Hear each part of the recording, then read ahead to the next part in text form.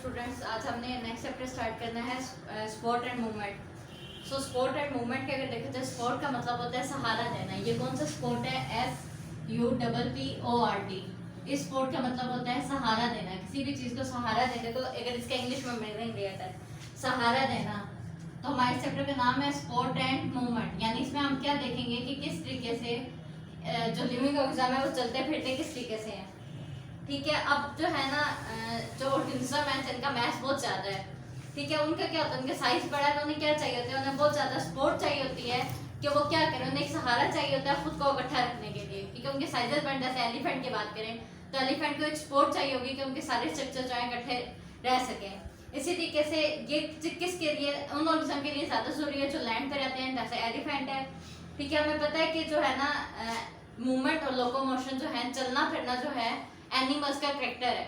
जैसे living organism में तो प्लांट्स भी आते हैं, लेकिन प्लांट्स और एनिमल्स में जो मेन डिफरेंस है वो क्या है कि हम चल सकते हैं, वो चल नहीं सकते हैं। सो एनिमल्स के ये मेन कैरेक्टर है वो क्या है? मूवमेंट है।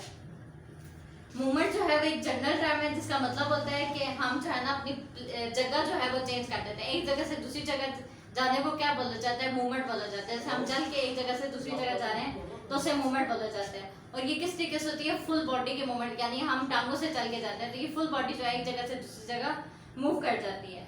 अब मूवमेंट की दो टाइप्स होती हैं, एक होती है मूवमेंट ऑफ बॉडी पार्ट्स और एक होती है लोकोमोशन। लोकोमोशन होती है कि पूरे का पूरा जो एनिमल है वो एक जगह से दूसरी जगह चल जाता है, तो वो क्या है? लोकोमोशन। इस चैप्टर में हम जो है ह्यूमन स्केलेटन को स्टडी करेंगे कि किस तरीके से स्केलेटल सिस्टम की किस तरीके से, अब हमारे इतने सारे ऑर्गन्स हैं तो किस वजह से उन्होंने हमारे जो स्केलेटल सिस्टम है उसने हमारे ऑर्गन्स को सपोर्ट दी हुई है, जिसकी वजह से क्या होता है, जैसे हमारे हार्ट वगैरह है तो हम जो है ना हम पूरा एक इंसान के तौर पे हम चल सकते हैं। सो ह्यूमन स्केलेटन की अगर बात की जाए तो स्केलेटन सिस्टम, ये स्केलेटन जो है इसे बोला जाता है ये फ्रेमवर्क है, यानी एक फ्रेम है जिसके अंदर क्या होता है? Hard articulated structure that provide physical support. तो ये एक हार्ड स्ट्रक्चर है जो क्या करता है? हमें फिजिकल सपोर्ट देता है। फिजिकल सपोर्ट का मतलब है यानी चलने फिरने में मदद देता है। अटैचमेंट फॉर स्केलेटल मसल्स, तो स्केलेटल के जो मसल्स हैं उनके लिए एक अटैचमेंट के तौर पे एक्ट करता है। एंड इसके अलावा क्या करता है कि बॉडी ऑफ एनिमल्स को प्रोटेक्शन देता है। जैसे हमारे जो रिब केज है जिसे बोला जाता है वो क्या करता है? हमारे हार्ट को प्रोटेक्ट करता है, हमारे लंग्स को प्रोटेक्ट करता है, स्टमक को प्रोटेक्ट करता है। तो ये क्या करता है? ये सारे फंक्शन कौन करवा होता है? ये स्केलेटल करवा रहा होता है। अब जो है ना स्केलेटन जो है वो दो टाइप्स के होते हैं। स्केलेटन जो है ये दो टाइप्स के होते हैं, एक होते हैं एक्सोस्केलेटन और एक होते हैं एंडोस्केलेटन। अब जितने भी इनवर्टिब्रेट्स हैं, इनवर्टिब्रेट्स आपको पता है क्या होते हैं? जिनके अंदर क्या होता है? वर्टिब्रल कॉलम प्रेजेंट नहीं होता। तो ऐसे जितने भी इनवर्टिब्रेट्स हैं उनमें क्या होता है? एक्सोस्केलेटन होता है, और जितने भी वर्टिब्रेट्स हैं उनके अंदर क्या होता है? एंडोस्केलेटन। तो ये किस में होता है? वर्टिब्रेट्स में होता है, और जो एक्सोस्केलेटन है वो किस में होता है? इनवर्टिब्रेट्स में।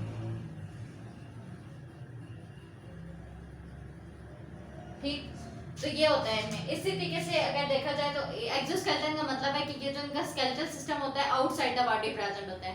इनका जो स्केलेटल सिस्टम होता है वो क्या होता है? आउटसाइड द बॉडी प्रेजेंट होता है। और एंडोस्केलेटन का मतलब है कि इनका जो स्केलेटन है बॉडी के इनसाइड प्रेजेंट होता है। सो ये डिफरेंस है। तो ह्यूमन के अंदर भी, क्योंकि ह्यूमन भी वर्टिब्रेट है तो उसके अंदर भी क्या है? एंडोस्केलेटन पाया जाता है। और जो है ना जो स्केलेटन है वो क्या होता है? अलाइव होता है, जिंदा होता है। यानी अगर हमारी खुदा न खास्ता हमारी हड्डी टूटती है तो हमें दर्द होता है, तो क्यों? क्योंकि वो क्या होता है? जिंदा होता है। जैसे हमारे बाल कटे तो हमें दर्द नहीं होता है। क्यों नहीं दर्द होता है? क्योंकि अगर हम बाल काट दें क्योंकि वो डेड पार्टिकल्स हमारे डेड सेल से बने होते हैं। तो लेकिन जो हमारा स्केलेटन होता है वो क्या होता है? लिविंग होता है। तो उस वजह से क्या होता है कि जो है वो अलाइव होता है। इसी वजह से जब उसमें कुछ प्रॉब्लम होती है तो हमें पेन होता है। अब जो बोन्स हैं, अब हमने बात की ना कि स्केलेटन किस चीज से बना है? स्केलेटन बना हुआ है बोन से और कार्टिलेज से। स्केलेटन बना हुआ है बोन से और कार्टिलेज से। अब अगर बोन को देखा जाए तो ये क्या है कि बोन्स जो हैं वो बनी होती है, ये हार्ड होती हैं, और जो कार्टिलेज होते हैं ये निस्बतन उनकी निस्बत बोन्स की निस्बत ये सॉफ्ट होते हैं। और इन सब की, इन दोनों की क्या एबिलिटी होती है? ये ग्रो कर सकते हैं और रिपेयर भी हो सकते हैं, खुद को खुद रिपेयर कर सकते हैं। Role of skeletal system. अब स्केलेटल सिस्टम का क्या क्या रोल है? अब स्केलेटल सिस्टम जो सबसे बड़ा रोल है वो क्या है? प्रोटेक्शन है, सपोर्ट और मूवमेंट। हमारी बॉडी ऑर्गन्स को प्रोटेक्ट कर रहे हैं, हमारी बॉडी को सपोर्ट कर रहे हैं, जैसे हमें रिएक्ट पोजीशन में खड़ा होने में सपोर्ट कर रहे हैं। इसके अलावा क्या है? हमारी मूवमेंट में हेल्प कर रहा है। हमारी बॉडी में स्केलेटन जो है मस्कुलर सिस्टम के साथ वर्क करता है। हमने बात किया ना कि अटैचमेंट पॉइंट है किस चीज का? मसल्स का। तो ये हमारी बॉडी का क्या है? अटैचमेंट पॉइंट है। इसी तरीके से जो स्केलेटन है बहुत सारे जो इंटरनल ऑर्गन्स हैं उन्हें क्या करता है? जैसे स्पाइनल कॉर्ड है उसे प्रोटेक्शन देता है, और रिब्स जो है वो प्रोटेक्ट करता है हमारे इंटरनल ऑर्गन जैसे हार्ट वगैरह ने प्रोटेक्ट करता है। वर्टिब्रल कॉलम इसके अलावा हमारी बॉडी को इरेक्ट पोजीशन में खड़ा होने में हेल्प करता है। नेक्स्ट जो है bone and cartilage. Human skeleton जो है बोनी फ्रेमवर्क से बना है जिसे बोला जाता है, और इसमें सर्टेन पार्ट्स होते हैं जिसे बोला जाता है कार्टिलेज एंड बोन। कार्टिलेज अगर सबसे पहले देखा जाए तो कार्टिलेज क्या है, डेंस। कार्टिलेज क्या है, डेंस। तो कार्टिलेज क्या है, डेंस यानी थिक है, ठीक डेंस है। और ये क्या है, क्लियर ब्लू। एक तो डेंस का कलर क्या है, क्लियर ब्लू है, ब्लू व्हाइट, यानी ऐसा कलर है जैसे ब्लू और व्हाइट होता है मिक्स। तो ये क्या है, क्लियर ब्लू व्हाइट कलर है इनका। इसके अलावा ये क्या है, फिल्म का मतलब होता है जो मजबूत होते हैं, फिल्म। और कौन से टिश्यूज हैं, कनेक्टिव टिश्यूज। आपने 9th क्लास में टिश्यूज की टाइप्स पढ़ी हुई हैं, तो ये कौन से टिश्यूज हैं, ये हैं कनेक्टिव टिश्यूज। सो क्या है, बोन क्या है, जो कार्टिलेज है वो क्या है, डेंस है यानी थिक है। दूसरा इसका कलर क्या है, ब्लू व्हाइट कलर है, और इसके अंदर क्या है, फिफ्थ कनेक्टिव टिश्यूज है। इसके जो सेल्स होते हैं, क्योंकि मैंने आपको बोला ये क्या है, ये लिविंग है। जो स्केलेटन है, जो कार्टिलेज है, जो बोन है वो क्या है, लिविंग है। जिसको जो इसके अंदर ज़ाहिर अगर लिविंग है तो लिविंग हिस्सा में सेल्स पाए जाते हैं। इसके सेल्स को बोला जाता है कॉन्ड्रिकसाइट्स। इसके सेल्स को बोला जाता है कॉन्ड्रिकसाइट्स। तो ये कॉन्ड्रिकटीज जो है, ये कॉन्ड्रिकसाइट्स या कॉन्ड्रिकटीज इन्हें बोला जाता है, दोनों प्रोनाउंसिएशंस होती हैं इसकी। तो ये क्या होता है, ये जो है ना कार्टिलेज के सेल्स होते हैं, और हर जो कॉन्ड्रिकटीज है वो क्या होता है, वो किसके अंदर प्रेजेंट होता है, वो प्रेजेंट होता है एक फ्लूइड स्पेस होती है, फ्लूइड स्पेस होती है जिसे बोला जाता है मैट्रिक्स। एक फ्लूइड स्पेस है मैट्रिक्स जिसके अंदर ये प्रेजेंट होता है, ठीक है। और ये क्या होता है, मैट्रिक्स, फ्लूइड स्पेस है मैट्रिक्स जिसके अंदर क्या होता है, ये कॉन्ड्रिकसाइट सेल्स प्रेजेंट होते हैं। इसके अलावा ये जो कार्टिलेज है इसके अंदर क्या होता है,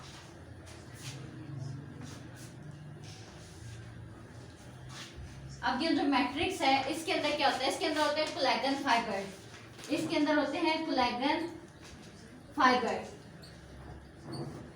तो इसके अंदर क्या होता है, कोलेजन फाइबर्स। और ये क्या होते हैं कि जो ब्लड वेसल्स होती हैं वो कॉन्ड्रिकसाइट्स में, ब्लड वेसल्स होती हैं वो कार्टिलेज में एंटर नहीं करती हैं। और 3 टाइप्स के कार्टिलेज होते हैं। एक होता है हाइलिन कार्टिलेज। अब कार्टिलेज की कितनी टाइप्स हैं, 3 टाइप्स हैं। हाइलिन कार्टिलेज है, देन है elastic cartilage, hyaline cartilage, elastic cartilage और फाइब्रस कार्टिलेज। अब इनकी क्या क्या प्रॉपर्टीज हम ये स्टडी करते हैं। जो हाइलिन कार्टिलेज है ये स्ट्रॉन्ग होता है लेकिन फ्लेक्सिबल होता है। स्ट्रॉन्ग है, मजबूत है, लेकिन क्या है, फ्लेक्सिबल है, ठीक है। और ये क्या किया जाता है कि जो लॉन्ग बोन्स है उनकी कवरिंग के तौर पे एक्ट करता है। फॉर एग्जांपल जैसे लैंडिंग्स की कवरिंग के तौर पे ये बहुत लॉन्ग जो है स्ट्रक्चर है, तो इसके एंड पे ये पाया जाएगा। इसी तरीके से ट्रैकिया की, ठीक है। तो ये क्या है, ये स्ट्रॉन्ग होता है और फ्लेक्सिबल होता है। ये क्या है, जो लॉन्ग बोन्स है, ये जो लॉन्ग स्ट्रक्चर्स है उनके एंड्स पे पाया जाता है। नेक्स्ट जो है इलास्टिक, जो है ये बिल्कुल स्ट्रक्चर में सिमिलर होता है हाइलिन कार्टिलेज के।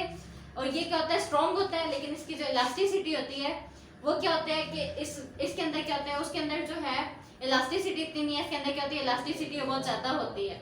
इसके अंदर एक और चीज जो पाई जाती है वो पाई जाती है इलास्टिक फाइबर। इसके अंदर एक और चीज, बाकी जो चीजें हैं कनेक्टिव टिश्यूज के साथ साथ इसमें पाई जाते हैं इलास्टिक फाइबर्स। कोलेजन फाइबर्स के साथ साथ इलास्टिक फाइबर्स होते हैं, जिसकी वजह से क्या होता है कि ये इलास्टिक होता है। और ये क्या होता है, ये किस में होता है, जो एपिग्लोटिस है। एपिग्लोटिस आपको पता है ना, जो कवरिंग है हमारी एयर पैसेजवे की और जो फूड कैनाल की कवरिंग है वो क्या है, एपिग्लोटिस। तो वो किस चीज से बना होता है, वो इलास्टिक कार्टिलेज है। इसके अलावा अगर देखा जाए तो फाइब्रस कार्टिलेज जो है ये बहुत टफ होता है, और टफ भी होता है और फ्लेक्सिबल भी। इन दोनों की निस्बत जो इसकी फ्लेक्सिबिलिटी है वो भी बहुत कम होती है। और ये कहाँ पे पाया जाता है, ये ज्यादातर निटेड, इसमें क्या होते हैं, इसमें कोलेजन फाइबर्स हैं। किस फॉर्म में, निटेड फॉर्म में। जिस तरीके से हम देखते हैं ना कि ऊन बुनी हुई होती है, ये इस किस्म की फॉर्म में।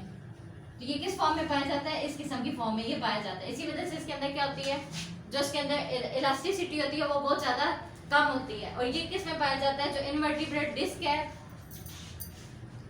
तो ये किस में पाया जाता है, इनवर्टिब्रेट डिस्क में, जो हमारी इनवर्टिब्रेट डिस्क होती हैं उसमें। तो ये हमारे पास होगी कार्टिलेज, कार्टिलेज की टाइप्स। नेक्स्ट हमारा टॉपिक है बोन। बोन जो है ये हार्डेस्ट टिश्यू है। और ये क्या क्या करता है, सबसे ज्यादा जो सपोर्ट प्रोवाइड करता है वो कौन प्रोवाइड करता है, वो बोन्स ही प्रोवाइड करते हैं।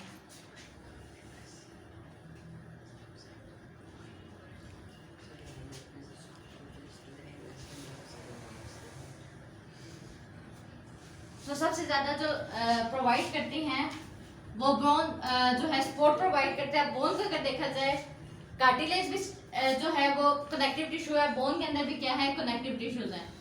बोन और कार्टिलेज दोनों किस चीज से बने हुए हैं, कनेक्टिव टिश्यू से बने हुए हैं। बोन जो है वो जो है ना सिर्फ मूव करने में हेल्प करते हैं बल्कि सपोर्ट और प्रोटेक्ट भी करते हैं हमारे वेरियस बॉडी पार्ट्स को, ठीक है। और इसके अलावा जो है इनकी जो इसके अंदर क्या पाया जाता है, इसके अंदर ये क्या क्या कर रहे हैं, एक तो ये कनेक्टिव टिश्यू से बने हुए हैं, सपोर्ट कर रहे हैं, प्रोटेक्ट कर रहे हैं, और मूवमेंट तो इनका मेन पार्ट है, तो मूव करने में हेल्प कर रहे हैं। ये इनके 3 कैरेक्टरिस्टिक्स हैं। इसके अलावा जो ये कर रहे हैं, ये रेड ब्लड सेल्स बनाने में, रेड ब्लड सेल्स हमें पता है हमारी बॉडी में सेल्स की जो टाइप्स है उसमें एक रेड ब्लड सेल्स है उसी की फॉर्मेशन में, और व्हाइट ब्लड सेल्स जो इम्यून सिस्टम के लिए जो इंपॉर्टेंट है, जो हमारे इम्यून सिस्टम के लिए इंपॉर्टेंट है, उसे बनाने में हेल्प करते हैं। सो ये क्या है, ये बोन्स जो हैं ये बहुत ज्यादा इंपॉर्टेंट है। अब बोन्स के जो सेल्स होते हैं, बोन्स जो है इसके सेल्स को ओस्टियोसाइट्स बोला जाता है। बोन्स के सेल को क्या बोला जाता है, बोन्स के सेल को बोला जाता है ओस्टियोसाइट्स। बोन्स के सेल्स को क्या बोला जाता है, ओस्टियोसाइट्स।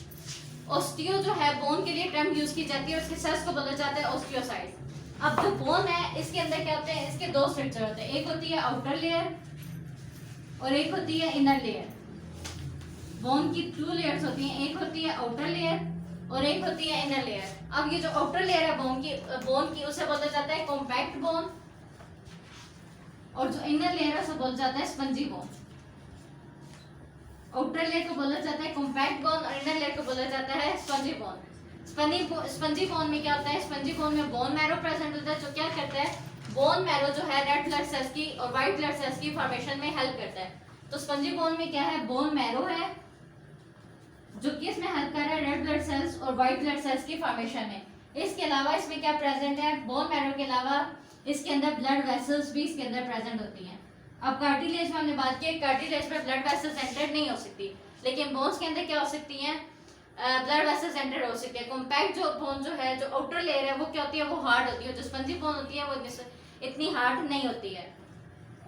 नेक्स्ट इज बिल्कुल इसी तरीके से जिस तरीके से जो बोन है उसके कार्टिलेज की तरह जो बोन का कार्टिलेज है, बोन के अंदर भी कार्टिलेज है, उसके अंदर भी क्या होता है, कोलेजन फाइबर्स ही होते हैं। लेकिन इसके अंदर क्या होते हैं, अब जो कॉन्ड्रिट से जो कार्टिलेज थे उनके अंदर सिर्फ कोलेजन फाइबर्स होते हैं, इसमें कोलेजन फाइबर्स के साथ साथ मिनरल्स भी पाए जाते हैं। बोन्स के पता है बोन्स को स्ट्रॉन्ग करने के लिए क्या चीज चाहिए होती है, बोन्स को स्ट्रॉन्ग करने के लिए कैल्शियम और फास्फोरस चाहिए होता है। तो इसके अंदर क्या होता है, जो इसका फ्लूइड स्पेस होती है, जो मैट्रिक्स होता है, उसमें क्या होता है, मिनरल्स, कैल्शियम और फास्फोरस भी प्रेजेंट होते हैं। और इनके अंदर सिंगल टाइप्स ऑफ सेल्स होते हैं, उन सेल्स को क्या बोला जाता है, उन सेल्स को बोला जाता है ओस्टियोसाइट्स। ठीक है, हमारा बोन का टॉपिक हो गया। आज के लिए हमारा इतना ही लेक्चर काफी है। नेक्स्ट इंशाल्लाह हम नेक्स्ट क्लास में करेंगे। अल्लाह हाफिज।